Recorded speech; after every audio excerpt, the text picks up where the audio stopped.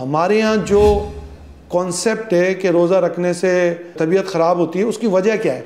उसकी वजह यह है कि जब हम सेहरी करते हैं तो इतना डट के खा लेते हैं कि जैसे पता नहीं अब वो 2-3 दिन तक क्या हमें खाना ही नहीं है। फिर खाना खा के सेहरी करके हम सो जाते हैं तो वो हमारा मैदा ख़राब हो जाता है, सारे दिन खट्टी खट्टी हमें डकारें आती हैं। याद रखिए, सेहरी करने के लिए बहुत सारी ग़िज़ाएँ होना ज़रूरी नहीं है। अगर किसी ने चंद खजूरों से सेहरी कर ली तो भी सेहरी हो जाएगी, खाली पानी पी के सेहरी कर ली तो भी सेहरी हो जाएगी, और किसी ने सेहरी ना करी तब भी उसे रोज़ा रखना है।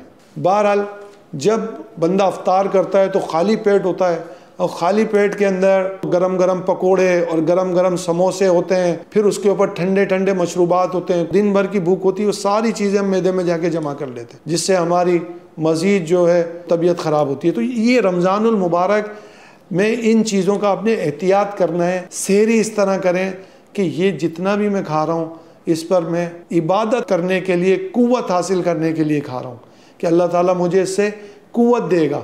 तो जब आप ये नियत करेंगे तो आपका खाना भी सवाब है।